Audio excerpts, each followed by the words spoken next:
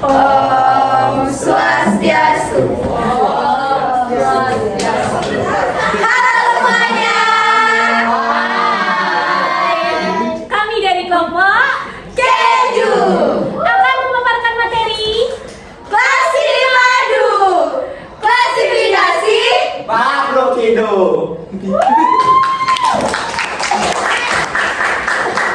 Baik, untuk materi pertama adalah tentang klasifikasi, yakni. Nah, sebelum kita memaparkan materi, alangkah baik kita untuk memperkenalkan diri terlebih dahulu. Perkenalkan, nama saya Gus Tia Yuagam, istri Mutiara Rusari di absen 11. Perkenalkan, nama saya Nila Lestari dari nomor absen 36. Perkenalkan, nama saya Dewa Inadia Samantari Putri AR nomor absen 7.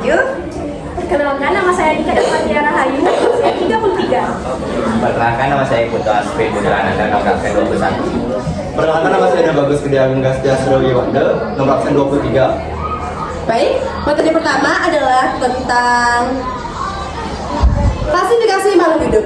Nah, seperti yang kalian ketahui bahwa makhluk hidup di dunia ini kan banyak banget ya. Tentunya kalian kan juga perlu mengetahui bahwa makhluk hidup ini dia itu termasuk genus apa sih? Nah, untuk itu ada yang namanya klasifikasi makhluk hidup. Nah, klasifikasi makhluk hidup ini adalah cara pengelompokan atau penggolongan makhluk hidup berdasarkan persamaan, perbedaan, ciri yang dimiliki. Nah, ilmu yang mempelajari tentang cara pengelompokan makhluk hidup berdasarkan golongannya disebut ilmu taksonomi atau sistematik. Nah, selanjutnya klasifikasi ini dibagi menjadi 3 macam. Yang pertama ada sistem artifisial atau buatan yang dilakukan berdasarkan struktur morfologi, anatomi, fisiologi, terutama pada alat reproduksi dan habitat makhluk hidup. Nah, sistem ini pertama kali diperkenalkan oleh Carolus Linnaeus pada tahun 1707 sampai 1778, di mana prinsipnya mengutamakan tujuan praktis. Nah, yang kedua ada sistem alami, dilakukan berdasarkan persamaan dan perbedaan bentuk morfologi atau bentuk luar tubuh makhluk hidup. Nah, sistem ini pertama kali dikemukakan oleh Aristoteles sejak tahun 350 sebelum Masehi. Nah, beliau ini mengelompokkan makhluk hidup ke dalam 2 kelompok, yakni yang pertama animalia atau hewan, dan yang kedua ada plantae atau tumbuhan. Nah, yang ketiga terakhir adalah sistem filogenetik, di mana sistem ini dilakukan berdasarkan hubungan kekerabatan yang terjadi antar organisme. Nah, yang disesuaikan juga dengan proses atau teori evolusi, di mana teori evolusi ini pertama kali dikemukakan oleh Charles Darwin pada tahun 1859. Selanjutnya ada pun materi tentang tujuan dari klasifikasi ini yang akan dijelaskan oleh Nadia. Nah, berdasarkan penjelasan yang sudah dipaparkan tadi, adapun tujuan dari klasifikasi makhluk hidup ini yang pertama untuk mendeskripsikan ciri-ciri makhluk hidup yang membedakan antar jenisnya sehingga mudah. Yang kedua yaitu mengelompokkan makhluk hidup berdasarkan ciri-cirinya. Yang ketiga yaitu mengetahui hubungan kekerabatan antar makhluk hidup. Dan yang keempat yaitu mengetahui tingkat evolusi makhluk hidup atas dasar kekerabatannya. Selanjutnya adapun manfaat dari klasifikasi makhluk hidup ini. Yang pertama yaitu untuk menyederhanakan objek studi sehingga dengan mudah untuk mempelajari makhluk hidup yang beragam. Yang kedua yaitu untuk mengetahui hubungan kekerabatan antara makhluk hidup yang satu dengan makhluk hidup yang lainnya. Yang ketiga yaitu mengetahui karakter dari masing-masing makhluk hidup yang berada di lingkungannya. Dan yang keempat yaitu untuk mengetahui manfaat atau bahaya dari makhluk hidup tersebut bagi kehidupan manusia. Dan yang terakhir yaitu mengetahui hubungan saling ketergantungan antar makhluk hidup. Selanjutnya adapun materi tentang proses klasifikasi makhluk hidup yang akan dijelaskan oleh Tia.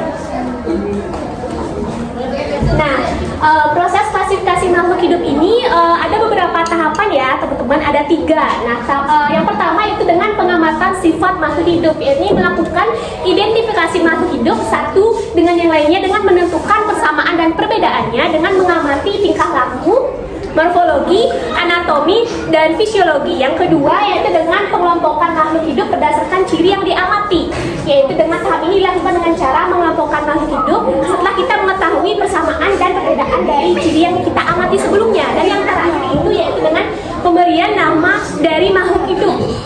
Tahap ini dilakukan dengan mudah agar kita bisa dapat mengenali, membedakan, dan mempelajari. Dan ada salah satu sistem tata nama, yaitu sistem tata nama ganda atau biner atau binominal nomenklatur. Sistem tata nama ini menggunakan bahasa Latin yang sudah digunakan secara universal. Ya, selanjutnya ada 5 kingdom. Sistem klasifikasi makhluk hidup dikelompokkan dalam satu satuan kelompok besar yang disebut dengan kingdom. Salah satu yang sering digunakan adalah sistem klasifikasi 5 kingdom yang dikemukakan oleh Robert Whittaker pada tahun 1969. Beliau mengusulkan bahwa fungi harus dikelompokkan ke dalam kingdom tersendiri karena fungi tidak dapat berfotosintesis melainkan menyerap nutrisi dari organisme lain. Selanjutnya akan dilanjutkan oleh teman saya. Baik, kali ini saya akan menjelaskan tentang salah satu contoh dari kingdom, yaitu kingdom Monera. Kingdom Monera merupakan organisme uniseluler yang hanya memiliki satu sel dengan struktur yang masih sangat sederhana. Kingdom Monera disebut juga kelompok makhluk hidup prokaryotik karena inti selnya belum memiliki membran inti. Dan yang kedua ada kingdom protista. Kingdom protista merupakan kingdom sederhana yang memiliki membran inti, organisme eukariot dan bersel tunggal. Sebagian besar protista hidup di air karena tidak memiliki pelindung untuk menjaga tubuhnya dari hawa kering. Selanjutnya akan dijelaskan oleh teman saya. Baik, selanjutnya adalah kingdom fungi. Kata jamur berasal dari bahasa Latin yakni fungi dan tidak memiliki klorofil, yang artinya jamur tidak dapat melakukan proses fotosintesis untuk menghasilkan makanannya. Sehingga dalam memperoleh makanannya, jamur bersifat sebagai parasit obligat.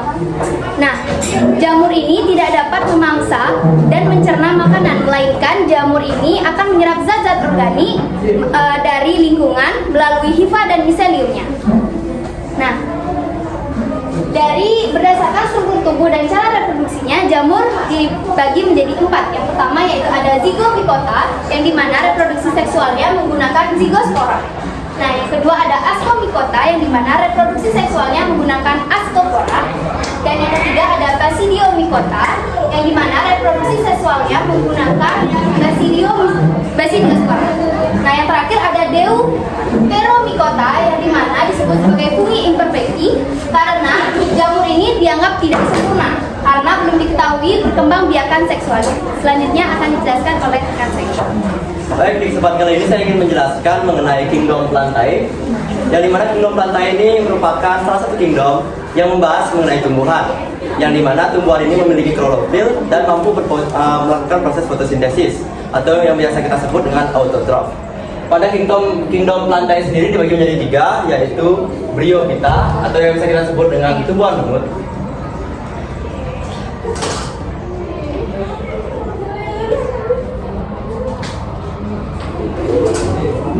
Yang kedua yaitu Pteridophyta.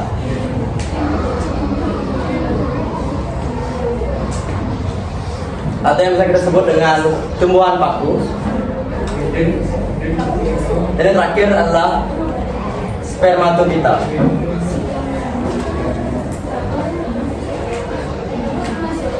Atau yang bisa kita sebut dengan tumbuhan berbiji.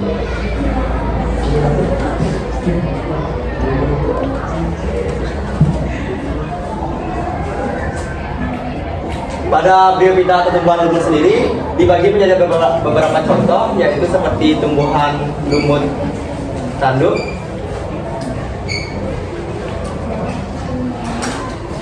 lumut purba,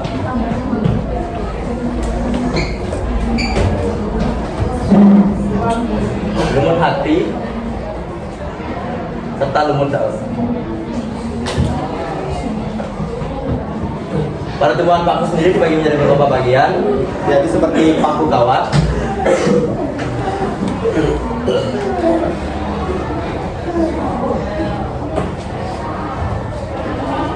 paku sejati, serta paku purba. Pada tumbuhan Spermatophyta atau tumbuhan berbiji dibagi menjadi 2 lagi, yaitu Gymnospermae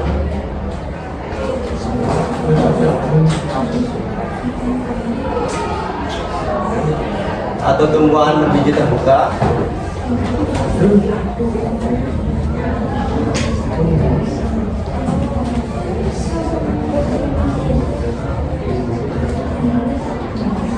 dan Angiospermae.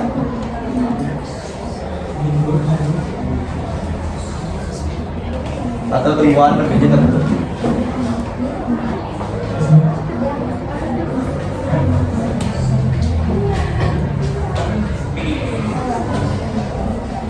Pada Angiospermae sendiri dibagi menjadi dua, yaitu monokotil dan digotil. Monokotil merupakan tumbuhan yang berbiji satu, contohnya seperti kelapa, jagung, jahe, dan lain-lain. Untuk dikotil sendiri merupakan tumbuhan yang berbiji dua atau yang bisa disebut dengan berkeping dua. Contohnya seperti jeruk, jambu biji, dan karet. Dilanjutkan dengan kingdom Animalia, merupakan kingdom yang membahas mengenai hewan, yang dimana pada hewan ini dibagi menjadi beberapa kelompok, yaitu invertebrata dan vertebrata.